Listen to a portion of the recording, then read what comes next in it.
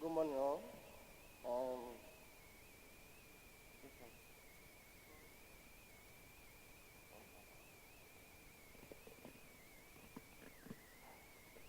um, with your permission, please, I would like to stand on the.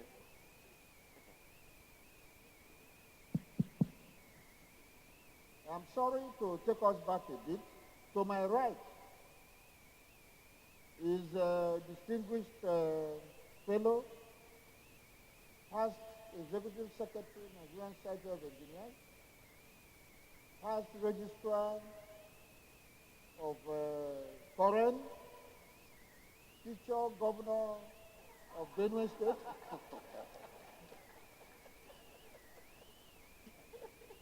Engineer Felix Atume, FNSC NMI. He is co-chairing this function, and we want to at least give him the opportunity to say good morning to the audience. The President of the Nigerian Society of Engineers. Good morning, everybody. My bit of comment is that we should look at the theme of the conference very carefully. National Integrated Infrastructure Master Plan, strategies for implementation. As we discussed, we should look at the strategies for implementation. Those presenting and those who are eventually going to make contributions should target that strategies for implementation so that it will be easier for us at the end of the day to take home something that we can give out. Thank you. Thank you. So, Kukuma, you can go on, please. Okay. Thank you very much, sir. With your permission, please, I would like to stand on the existing protocols starting from yesterday. Like the chair said, I'm presenting a topic on value of project management in the implementation of National Integrated Infrastructure Master Plan. We all know the theme of this program, so I hope that this presentation will throw more light into how we can effectively achieve the NIIMP.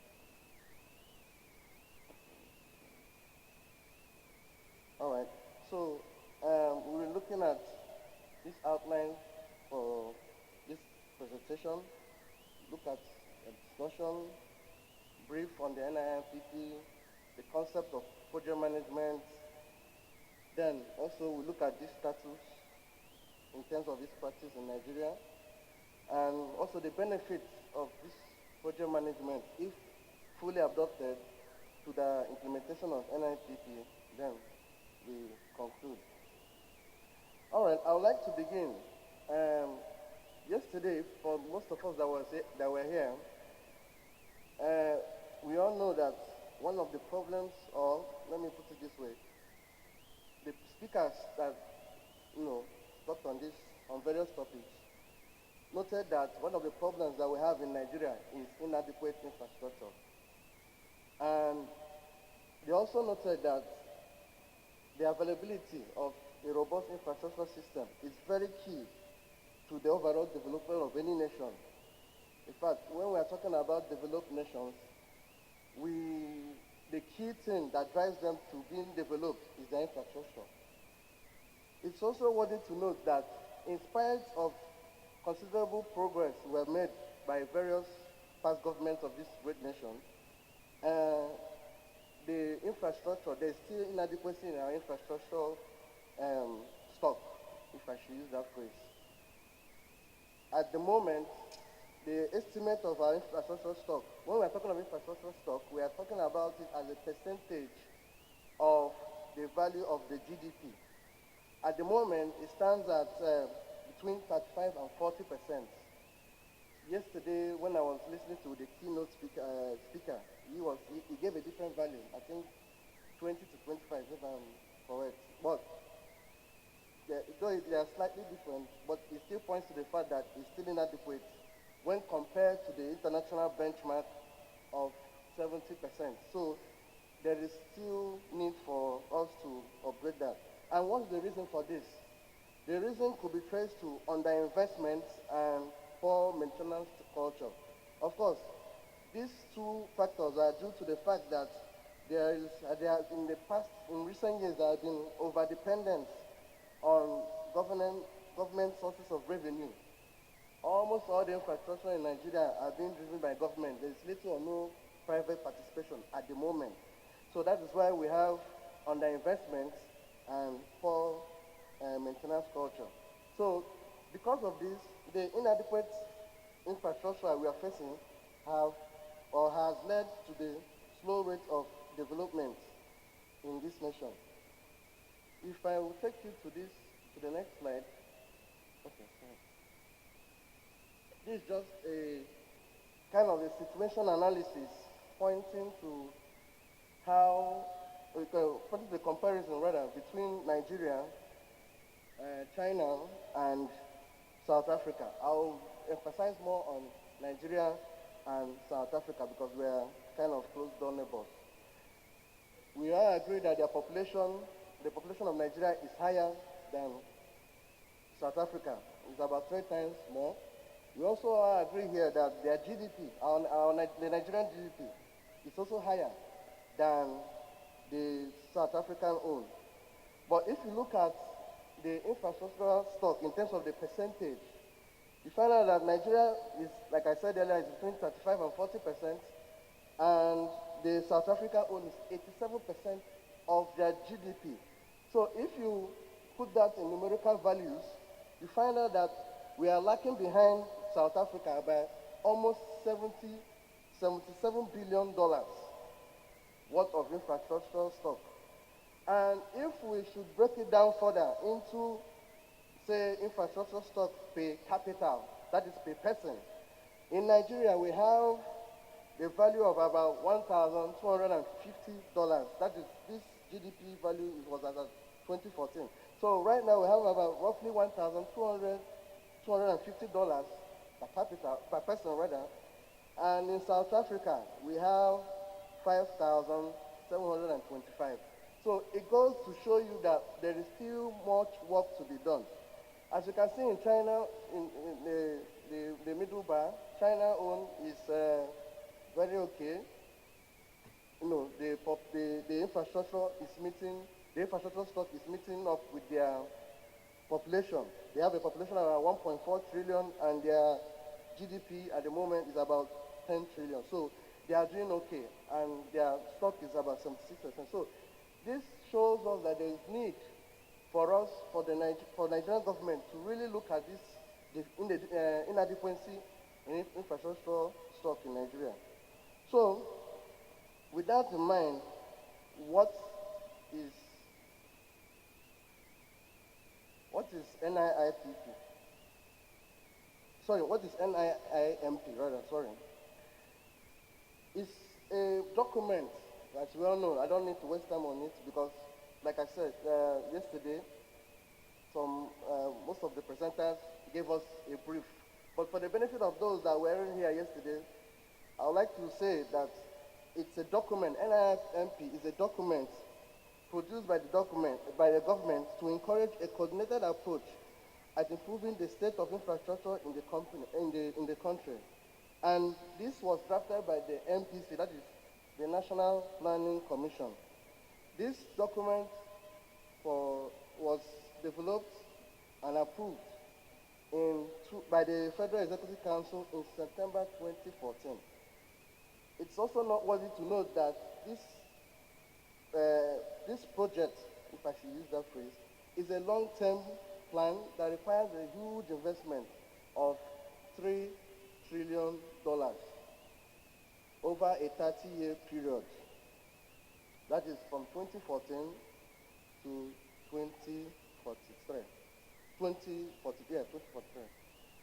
So, at the moment, if I should say, I dare to say that we are 15 months into the NIIMP project. So, I don't know the status.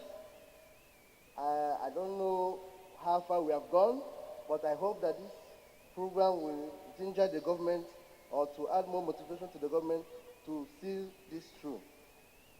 Okay, and it's also noteworthy to know that this project is to cover various asset classes, including energy, transport, ICT, housing, water, agriculture, etc. Now, with the with the previous slide I just showed us, I want to ask, do we really see ourselves as the giant of Africa in the real sense of it? Because we have seen that we are lacking behind in infrastructural stuff. Maybe we are giant of Africa because we are the most, or rather the largest, most populous black nation in the world. But in terms of our infrastructure, do we dare say that we are still giant of Africa? Well, only time will tell. So let's move forward.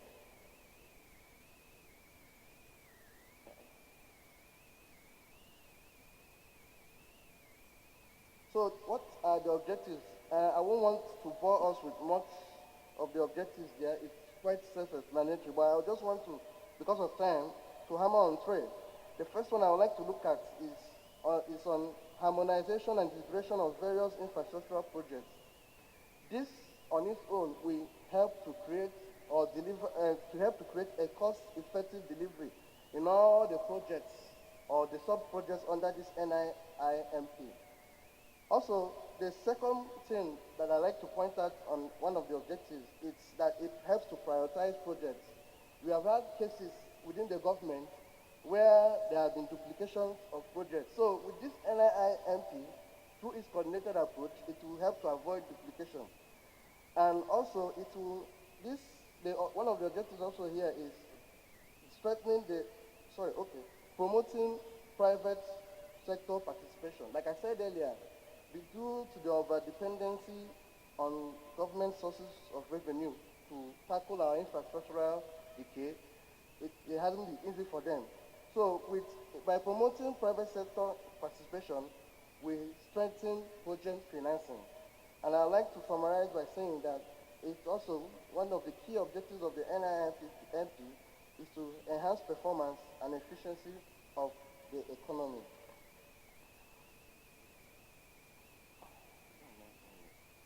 All right, so this is like a generic step. Every country has gone through an infrastructure plan. So ours is not different anyway. So I'd just like to share with us the simple steps on how the MPC, that's National Planning Commission, arrived at this document.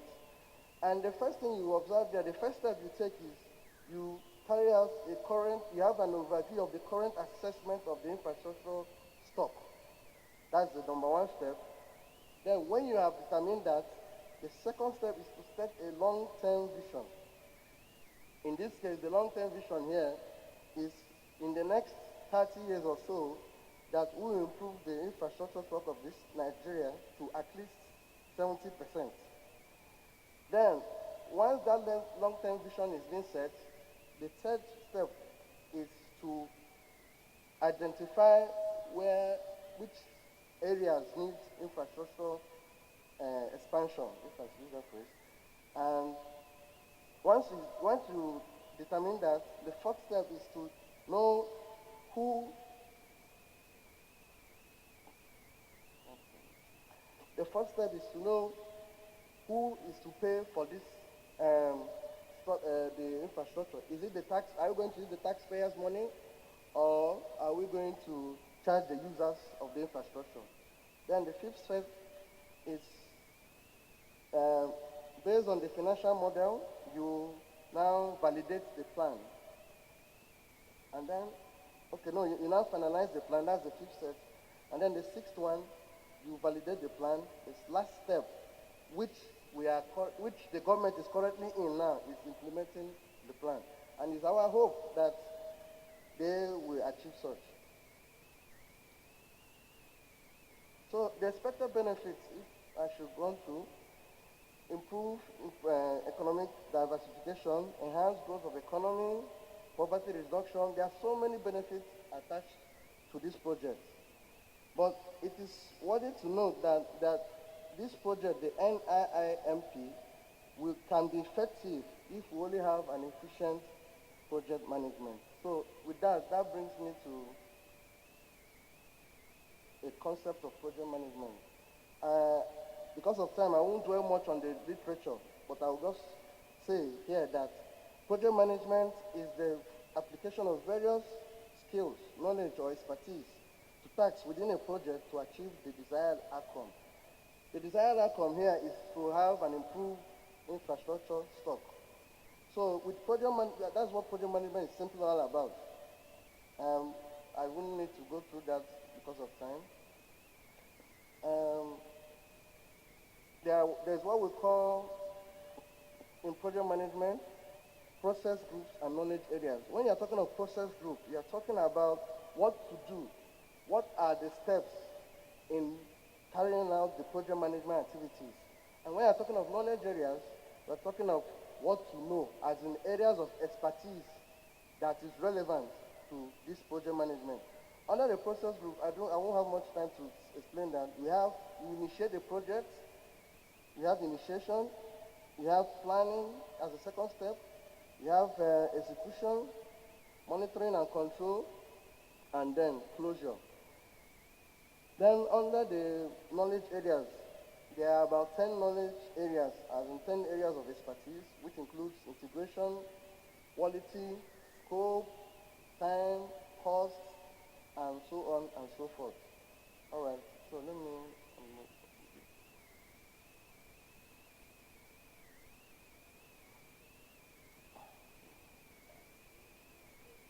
Yes, I know. Okay. All right. Okay. So, I want to emphasize a bit on the current status of this practice in Nigeria as in project management.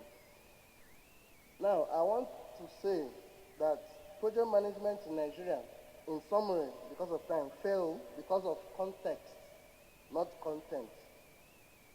I repeat, it fails because of context, not content.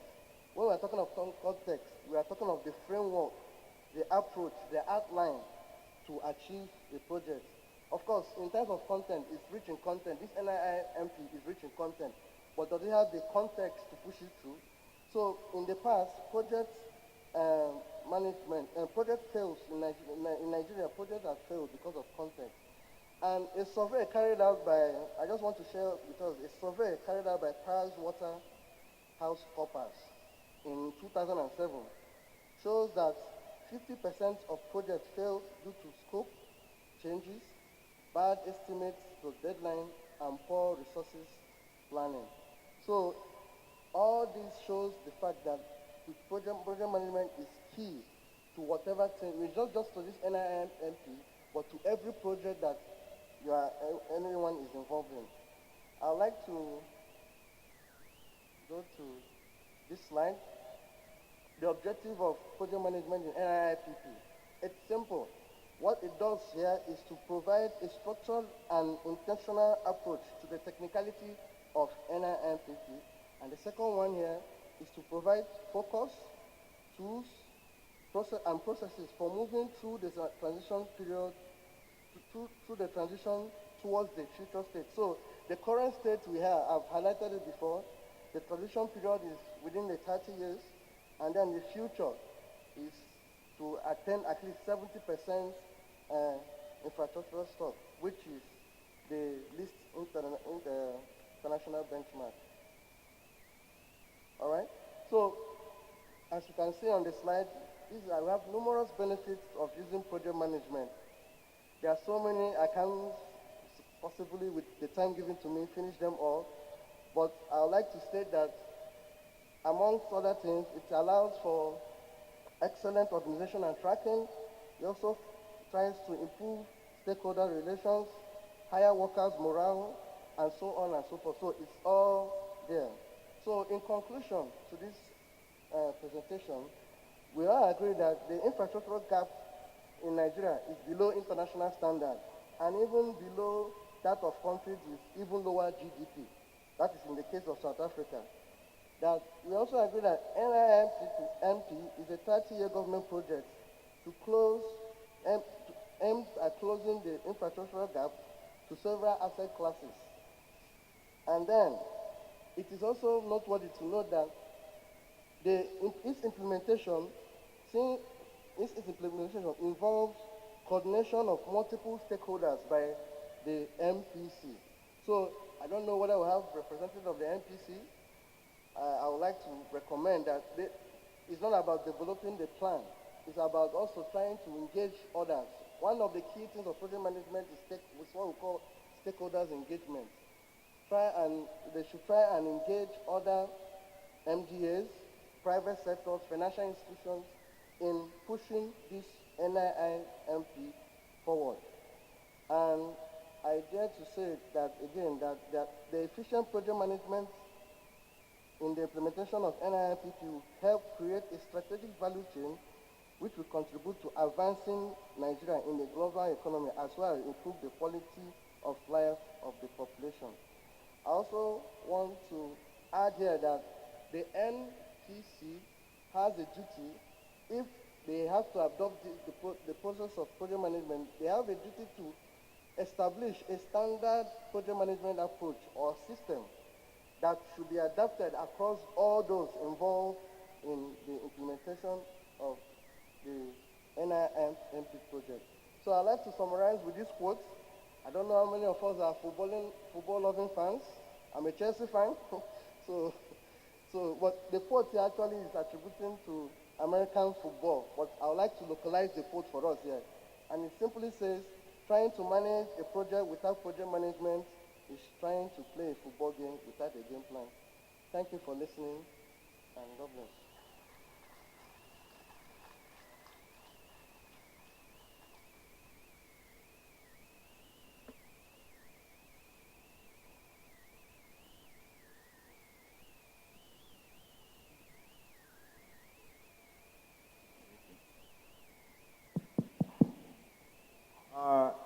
Engineer, thank you very much. You can have your seat.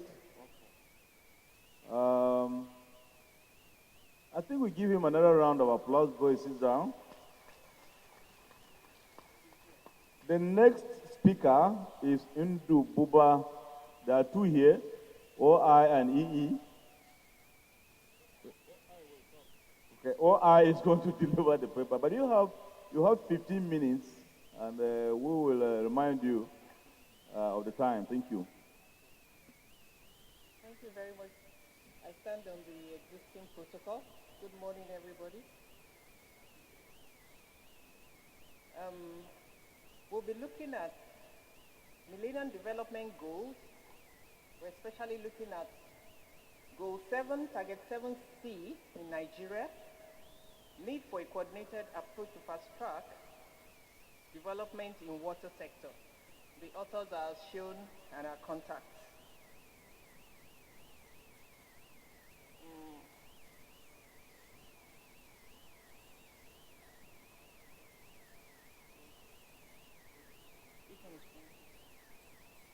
Thank you very much.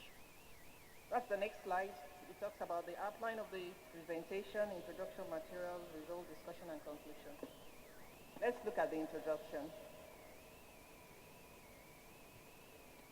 We're talking about the Millennium Development Goals.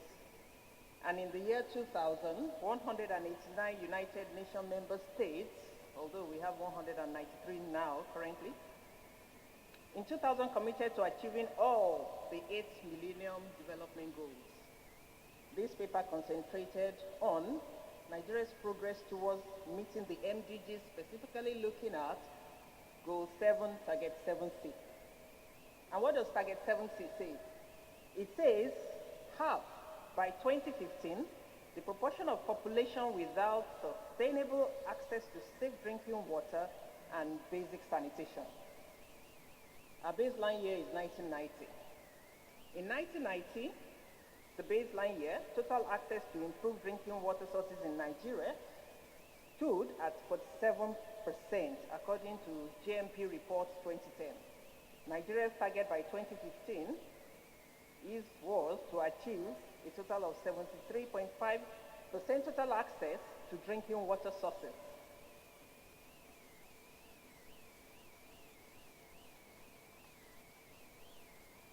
Sorry. Okay.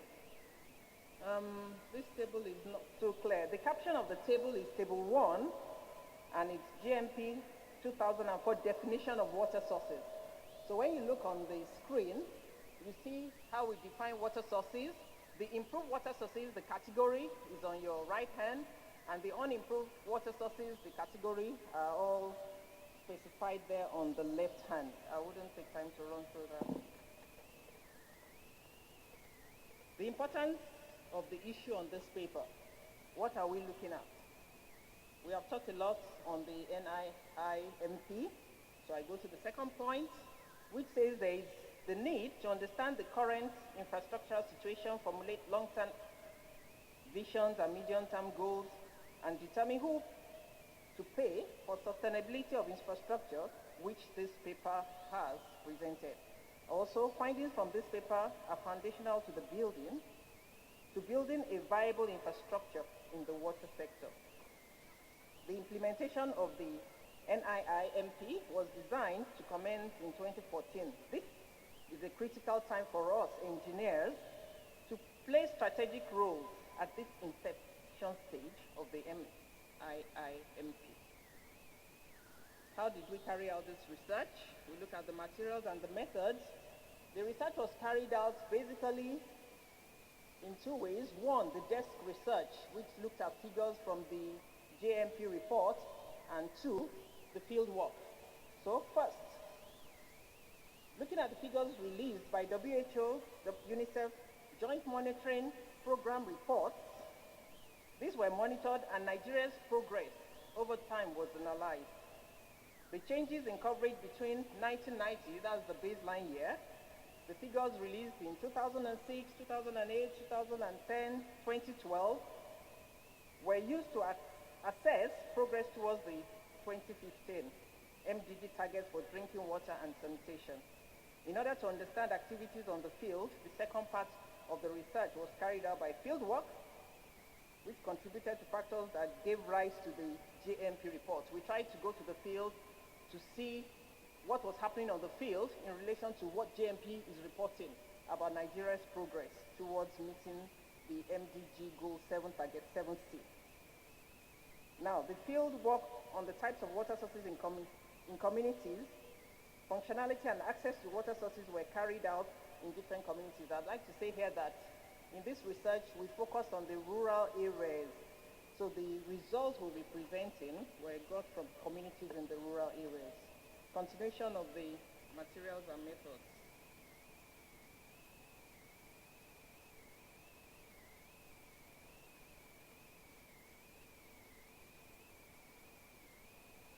This slide talks about the field work.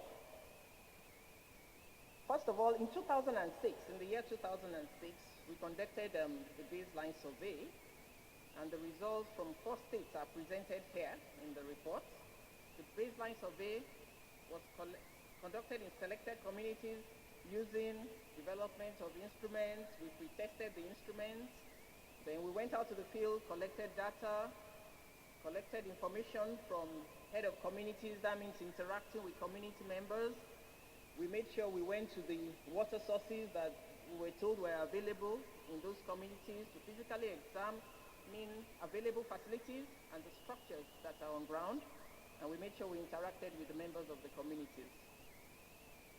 Then in 2011, a follow-up was conducted. A second field work was conducted in 2011 by carrying out, this time, a comprehensive inventory of all the water sources in some selected LGAs of these 4 states, Bauchi, Benue, Jigawa, and Katsina states. And this was supported by UNICEF Nigeria. A data collection tool was also developed, like the earlier survey we did in 2006, and this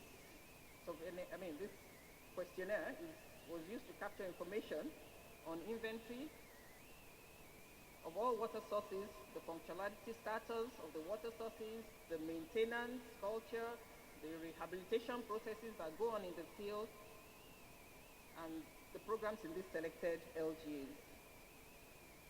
On this paper, this is what we're looking at. We're trying to move from unsafe water sources to safe or improved water sources. As we have seen there, those are the things we saw on the field when we went out. Wow. I'm not sure these figures are clear at all. I'm sorry about that. Now, these figures on the screen are the desk work figures we got from JMP reports of 2006, 2008, 2010, 2012 field values. Figure 1 says percentage access to urban improved water sources. That's the first figure. There are three figures there on the screen. The topmost figure on your left-hand side has that caption, percentage access to urban improved water sources.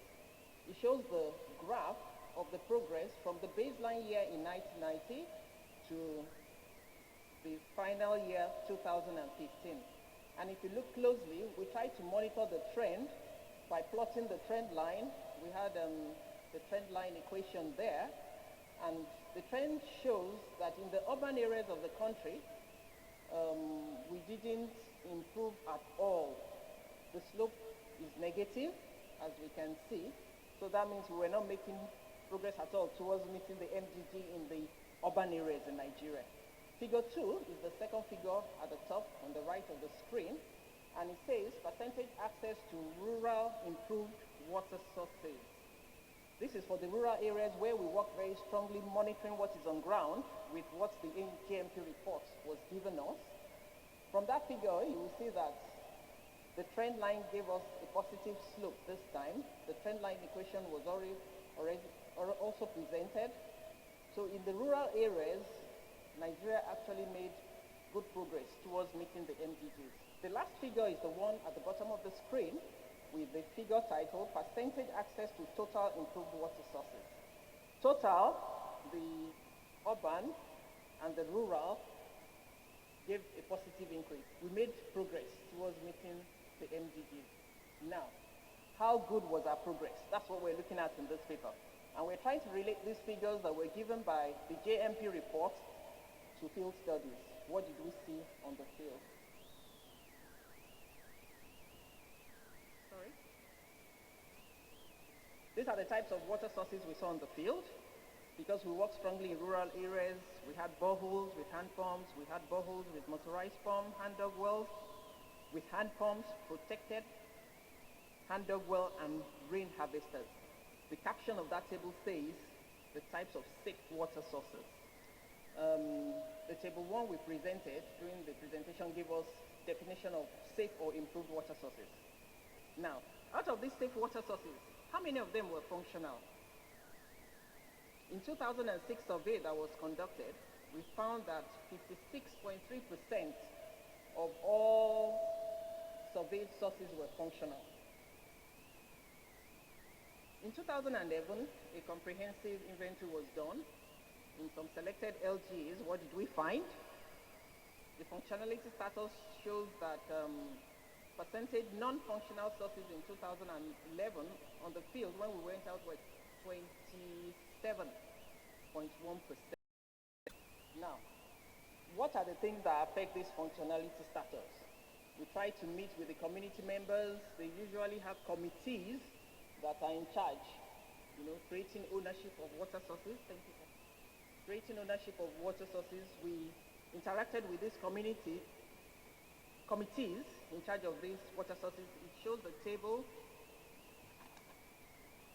below, titled Challenges Faced by Water Sources Management Committees in the Field.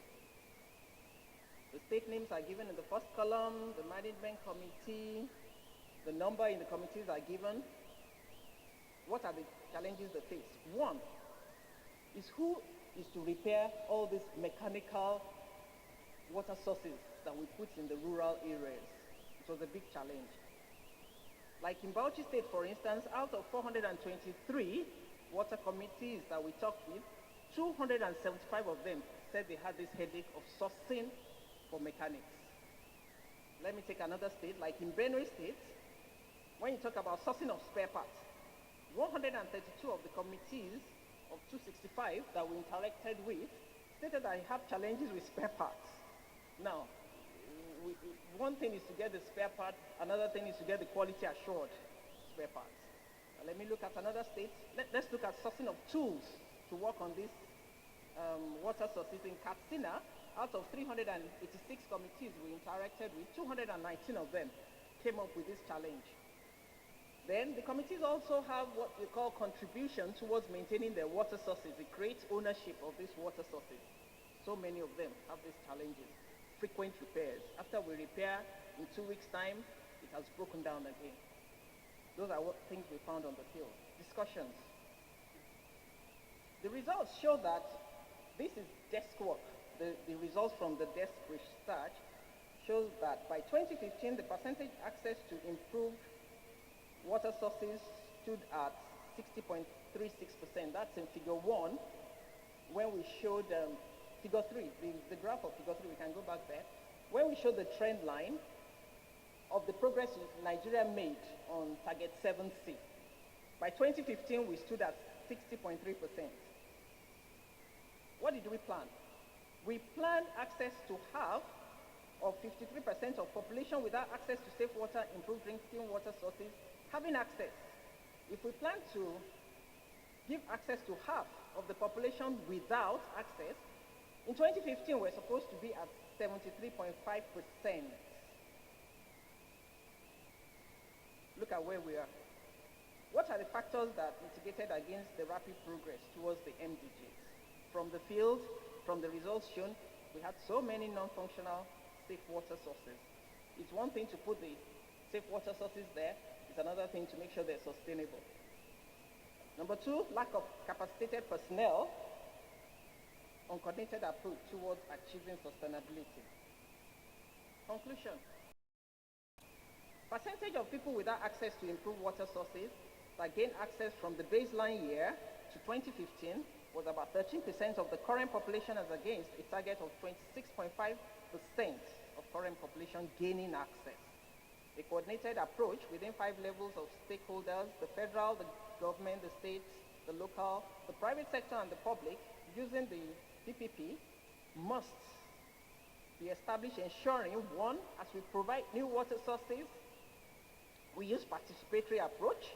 Number 2, that these water sources that are provided are functional. That means we're rehabilitating them. 3, capacity of personnel are built to sustain these water sources. We need to look at a supply chain, a stronger supply chain, and finally ensure ownership of these water sources. Thank you very much.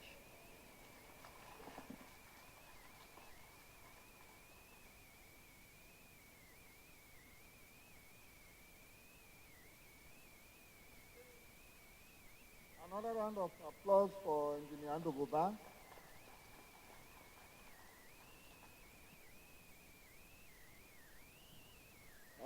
I will call on Jones, Engineer Jones Mwadike, to take the floor. And you have 15 minutes.